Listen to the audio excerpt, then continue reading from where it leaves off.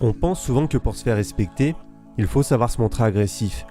Et à l'inverse, lorsqu'on demande à la plupart des gens d'imaginer quelqu'un de calme, ils imaginent tout de suite une personne douce qui manque de confiance en elle.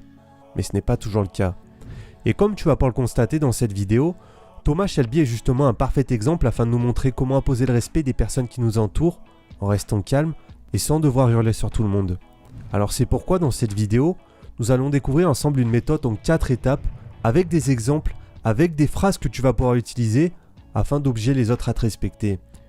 Et même si Peaky Blinders est une série télévisée, toutes les méthodes que nous aborderons au cours de cette vidéo pourront bien évidemment s'appliquer dans ta propre vie. Alors commençons tout de suite avec un premier extrait. Pour te donner un peu de contexte, Tommy Shelby retrouve Michael Gray qui vient de rentrer des États-Unis, mais les deux semblent avoir un désaccord. Et regarde comment Tommy va réagir quand Michael lui va s'énerver. C'est pourquoi à sa naissance, selon les espèce de salaud! Et mollo, tu vas où, là, gamin? Enfoiré! Tommy, de par son attitude, démontre l'un des moyens les plus rapides d'imposer le respect, en restant calme dans des situations où la plupart des gens laisseraient leur colère exploser. Et dans ta propre vie, tu peux facilement appliquer cette même attitude. Lors d'une dispute par exemple, une bonne règle pour t'aider à garder ton sang-froid est d'attendre volontairement 2 à 3 secondes avant de répondre. Ce qui te laissera le temps de la réflexion, mais te permettra aussi d'avoir l'air plus calme.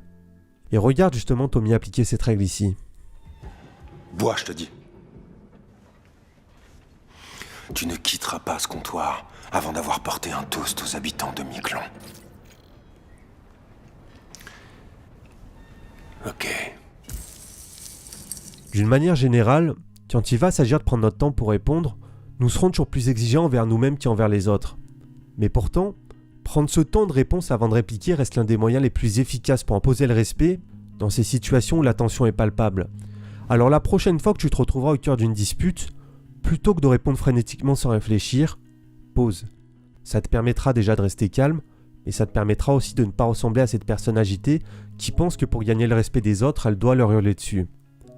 Maintenant, bien sûr le simple fait de rester calme ne sera pas suffisant pour imposer le respect des autres. Et c'est pourquoi en plus de cette attitude, Tommy applique une méthode en 4 étapes qui va lui permettre d'avertir les autres de moins en moins subtilement afin d'obtenir leur respect. Et c'est donc ce qui nous amène à la première étape de cette méthode. Tommy est à l'aise pour maintenir un contact visuel fixe, en particulier pendant des conflits. Et voici un exemple. D'accord, toi tu es le plus âgé et toi le plus bête. On m'a dit que le chef s'appelait Tommy. Je parie que c'est toi, vu que tu me dévisages comme si je faisais le trottoir. Je suis curieux de savoir ce que vous voulez. T'as pas touché à ton verre, Tom?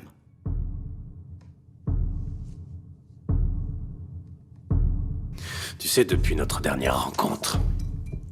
La plupart du temps, regarder une personne irrespectueuse de cette manière va agir comme une sorte de premier avertissement qui dissuadera l'autre de continuer sur cette voie. Et la raison pour laquelle il est toujours essentiel de commencer avec ce type d'avertissement non verbal est parce qu'ils peuvent être plus ou moins subtils en fonction de l'intensité que tu vas apporter à ton regard, ce qui reste primordial pour toi. Tu ne veux pas directement sauter à la gorge de l'autre personne quand il est possible que tu aies mal interprété ses propos. Alors dans un premier temps, accorde le bénéfice du doute à l'autre en répondant simplement à ce qu'il vient de te dire, tout en lui donnant un premier avertissement non verbal avec ton regard. Maintenant, bien sûr l'erreur que vont faire certaines personnes en regardant des extraits comme celui-ci est de penser qu'il faut maintenir un contact visuel fixe tout le temps afin d'intimider l'autre personne sans jamais la lâcher du regard. Mais tu t'en doutes, ça n'est pas la bonne solution. Parce qu'en agissant de cette manière, la seule chose qui va se produire est que la tension va s'intensifier et que la situation risque de déraper. Et ça n'est pas du tout ce qu'on veut. Alors l'astuce pour donner ce premier avertissement non verbal à l'autre, sans faire preuve d'agressivité, va plutôt consister à maintenir le regard de l'autre pendant 3 à 5 secondes dans un premier temps, puis de désamorcer la tension, sans projeter de peur ou d'inconfort, en portant ton regard sur le côté, au lieu de le descendre. Et Thomas nous donne justement un parfait exemple de comment appliquer cette méthode juste ici. Ou vous crèverez. Ici.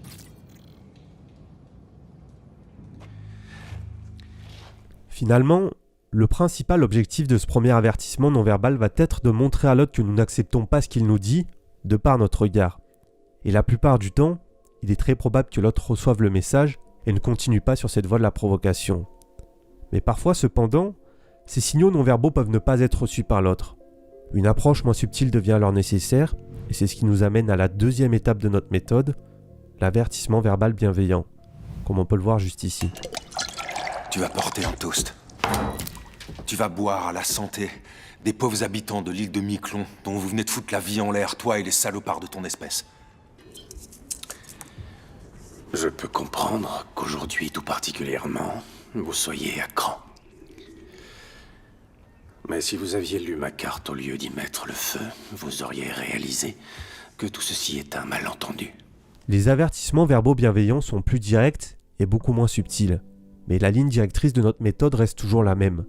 Ne pas attaquer l'autre personne afin de gagner son respect.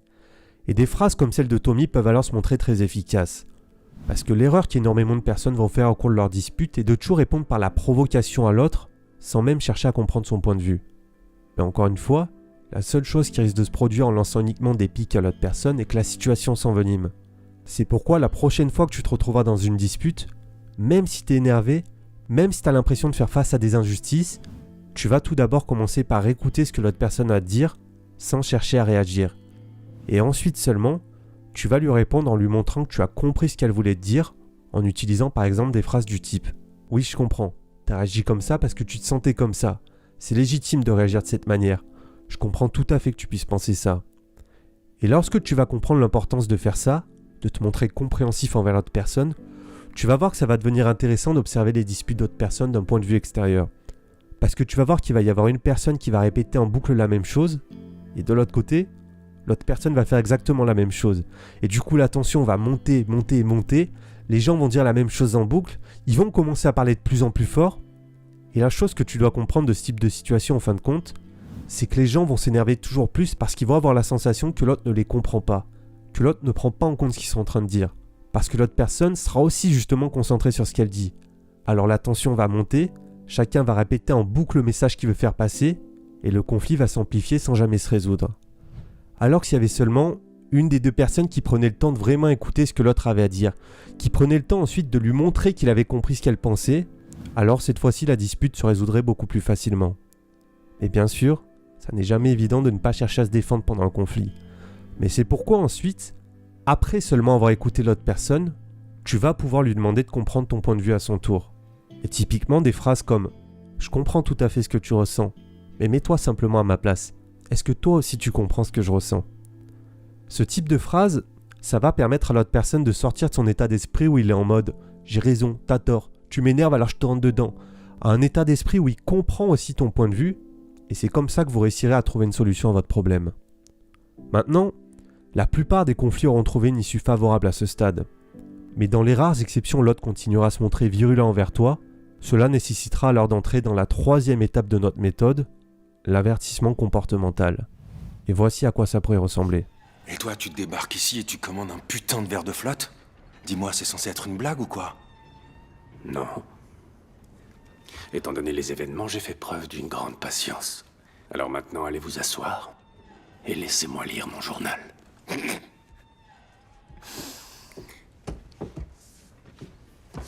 Il est bon, lui, hein? C'est la troisième étape de notre méthode. Et cette fois-ci, si l'autre n'a pas compris les subtilités de nos précédents messages, alors il va maintenant falloir se montrer plus ferme. Mais encore une fois, le ton reste le même. Si tu veux pouvoir imposer le respect, il n'est pas question de laisser ta colère exploser. Parce que même si ça peut paraître contre-intuitif, une personne calme imposera toujours plus de respect qu'une personne qui va se mettre à hurler en gesticulant dans tous les sens. Une personne calme inspire le respect. Une personne qui hurle dans tous les sens inspire la crainte. Et si tu veux pouvoir inspirer le respect, alors des phrases comme celle de Tommy peuvent se montrer très efficaces en décrivant calmement le comportement de l'autre que tu aimerais voir changer. Pour ce faire, une règle de base que tu dois garder en tête est de ne pas attaquer directement la personne, mais de plutôt critiquer son comportement. Tu n'attaques pas frontalement la personne en la traitant d'idiote par exemple, mais tu vas plutôt critiquer son comportement en lui expliquant clairement ce que tu aimerais voir changer. Une attitude, une façon de parler, une façon de se comporter. Et de cette manière, tu ne donneras aucune raison à l'autre personne de se vexer, tout en lui expliquant clairement que son comportement n'est pas adéquat et que tu ne l'acceptes pas. Maintenant, bien sûr, il sera toujours beaucoup plus tentant de commencer directement avec cette troisième méthode. Mais il reste tout de même essentiel de respecter l'ordre des choses afin de ne pas passer pour cette personne susceptible qui se braque pour rien. Parce qu'il sera toujours possible que tu aies mal interprété ou que tu aies même simplement mal compris quelqu'un. Et c'est pour cette raison que les précédentes étapes sont aussi importantes. Mais maintenant, en supposant que tu aies suivi les 3 premières étapes, Si l'autre personne continue tout de même à se montrer provocante, nous entrons alors dans la dernière étape de notre méthode, quitter la situation. De manière générale, tu vas devoir te sentir prêt à te retirer de toutes ces situations où les autres vont mal te parler, où certaines personnes n'hésiteront pas à en profiter pour te marcher sur les pieds. Alors dès que tu sentiras que l'intention d'une personne est uniquement de te provoquer, si son comportement est identique après avoir mis en place les 3 premières étapes, retire-toi simplement et calmement de la situation. Et on peut justement voir Tommy le faire ici après s'être rendu compte que ses interlocuteurs avaient pour unique intention de le provoquer. Il plane complètement, lui. C'est qui ce guignol? Est-ce qu'on aurait affaire à un poète, hein? C'est vrai que je lis de la poésie, mais je n'en écris pas encore. La réunion est terminée. Bonne journée, messieurs. Bien sûr, cette option de sortie devra être de préférence une réponse rare. Et c'est pour cette raison qu'il est toujours important d'inviter l'autre à la désescalade de la situation en l'avertissant progressivement de moins en moins subtilement. Mais si l'autre personne ne se montre pas compréhensive après toutes ces étapes, alors sortir calmement en dénonçant la situation reste de loin la meilleure solution. Tu n'as pas besoin de ces personnes qui vont se comporter de cette manière dans ta vie. Tu n'as pas à te laisser marcher sur les pieds et à t'abaisser face aux autres. Alors la prochaine fois que tu te retrouveras dans une situation similaire, en suivant successivement les 4 étapes qu'on vient d'aborder ensemble, je suis persuadé que tu trouveras la solution la plus adaptée afin de gérer la situation et d'imposer le respect auprès des personnes qui t'entourent. Maintenant, bien sûr, tout ce que nous venons de voir est beaucoup plus simple à mettre en place en ayant confiance en soi. Mais construire cette confiance peut s'avérer être quelque chose de difficile, voire d'intimidant pour certains d'entre vous. Alors si tu aimerais connaître le moyen le plus rapide que je connaisse pour construire ta confiance en soi, ma toute nouvelle masterclass vidéo gratuite va sûrement t'intéresser. Dans cette masterclass, tu vas apprendre comment te construire une confiance en soi à toute épreuve, même si tu as l'impression que tous les éléments qui t'entourent vont contre toi.